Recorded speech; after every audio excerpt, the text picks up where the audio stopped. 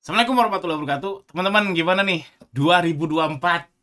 Kudu piye 2024 ini apa sih outlook-nya apa ya? Ya video ini saya cuma mau sharing apa yang terbesit aja di otak saya sih tentang si 2024 ini. Jadi kalau kita Jadi kalau kita review tahun lalu 2023 di akhir tahun 2022-nya banyak yang bilang 2023 akan resesi, resesi. Nah, please komen. Jujur saya nggak tahu resesinya beneran kejadian atau enggak. Kalau di bisnis saya secara umum turun tapi nggak eh, gimana ya? Ya turun sih tapi saya nggak perih ya. Maksudnya saya alhamdulillah masih bisa makan, karyawan juga ya ya masih berjalan gitu, masih masih bertahan, jadi nggak resesi sampai sampai perih banget, sampai ngutang sini ngutang sana, nggak sih, turun cuman nggak sampai berdarah darah banget gitu. Berdarah ya berdarah, cuman nggak berdarah banget. Gimana 2023 beneran resesi atau enggak sih? Jujur saya nggak tahu soal makroekonominya. Tolong komentar di bawah yang pengamat makroekonomi, yang biasanya yang ini ya, yang main saham biasanya yang ngerti soal 2023 resesi atau tidak. Jadi itu no comment. Tapi 2024 saya mau komen soal peta marketplace. Jadi baru-baru ini nih, akhir tahun ini kan seru ya. TikTok tutup, tiba-tiba buka merger sama Tokopedia. Oh keren. Dan kesimpulannya yaitu Tokopedia sama TikTok dapat suntikan dana baru. Lazada juga dapat suntikan dana baru dari Alibaba. Shopee belum ada beritanya. Setahu saya Shopee juga ada Alibabanya ya.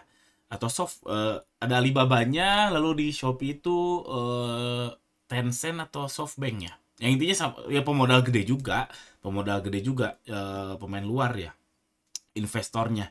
Dan Shopee kan udah kepalang basah ya nggak teman-teman? Ini waduh, ini kita lagi balap nih, lagi balap, katakanlah tiga ini ya, kita bahas Shopee, Tokopedia, Lazada. Lazada, Tokopedia dikasih bensin. Lagi balap nih, lagi balap ya, lagi balap. Oh, Shopee kan udah di depan nih, Shopee udah di depan. Tokopedia, Lazada lagi melambat, dikasih bensin. Shopee bensinnya udah mau habis. Udah kepalang basah kalau dia kalau dia misalkan ngerem mundur udah jelas kalah. Dia mundur lagi ke belakang. Selama ini yang dibangun bisa hancur hancur hancur lebur.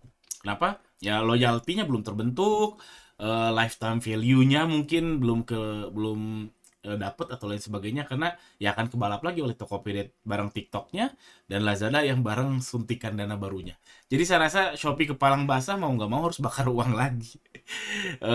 Ini analisa dangkal saya, Anda boleh banget gak sepakat. Jadi menurut saya tahun 2024 ini peta marketplace masih masih sangat kondusif, masih sangat menyenangkan, khususnya buat buyer. Buat buyer menurut saya akan selalu happy, entah itu dapat gratis ongkir, akan nyaman, terus voucher. Kalau di Shopee nggak ada ya tinggal ke TikTok. Terus di Shopee nggak ada, di TikTok nggak ada gratis ongkir ya tinggal ke Lazada misalkan, dan lain sebagainya. Kalau bayar sih menurut saya happy, happy happy aja.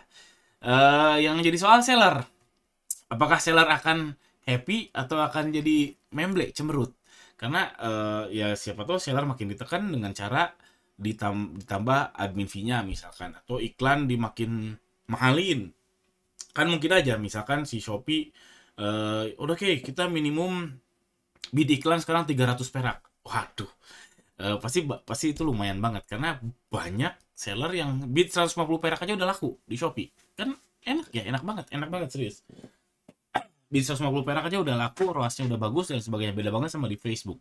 Di Facebook sekarang dapat CPC 500 perak itu udah jago banget sih menurut saya. 500 perak dan berkonversi ya. Kalau 500 perak doang dengan yang asal klik sih gampang, tapi kalau berkonversi 500 perak itu bagus. Jadi menurut saya sih seller akan condong ke lebih ditekan oleh si platform, entah dari admin fee, entah dari iklan, entah dari campaign, entah dari traffic yang dibatasi karena semakin banyak seller. Cuman afiliator, nah afiliator menurut saya akan lebih happy. Ini udah kebaca sih sebetulnya di akhir tahun ini, di akhir tahun kemarin, di akhir tahun 2023, afiliator itu lebih dapat traffic dari nge-live dibanding seller. Saya rasa ini tren ini bukan tren ya. Kondisi tersebut akan berlanjut karena afiliator tuh bagus, nggak rewel kayak seller, dia juga nggak rewel kayak seller, dan dia juga kontennya itu ngebuat orang stay di platform, jadi churning terus. churning terus karena ya si afiliator ya fokus bikin konten. Dia memang kerjaannya gitu, bikin konten yang bagus-bagus, yang bikin orang stay di TikTok, stay di Shopee Video, stay di live-nya.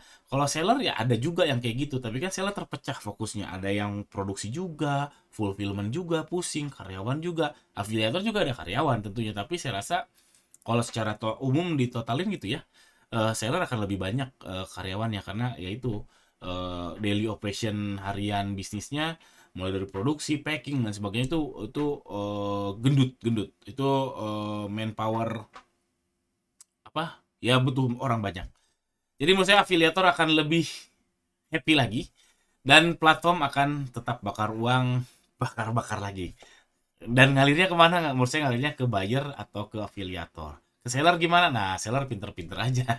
Dan kita penuh sesak, sikut sana, sikut sini, sikut sana, sikut sini, nyari afiliator yang enak dan sebagainya. Atau seller ya geser aja ke afiliator kalau mau. Dan sangat mungkin terjadi. Geser afiliator, nge-affiliate produk sendiri dan produk orang lain. Sah kok sekarang, sangat sah sekali. Jadi gitu teman-teman, ini pandangan saya tentang iklim marketplace di 2024. Menurut saya sih pandangannya seperti itu. Gimana teman-teman 2024 untuk buyer gimana? Buyer saya rasa udah pasti ya happy ya pasti ya karena pada bakar uang lagi. Nah gimana buyer, seller sama afiliator nih menurut teman-teman mana yang lebih dianakmaskan oleh si platform entah TikTok, Shopee atau Lazada atau Tokopedia. Sekian, jangan lupa subscribe. Assalamualaikum warahmatullahi wabarakatuh.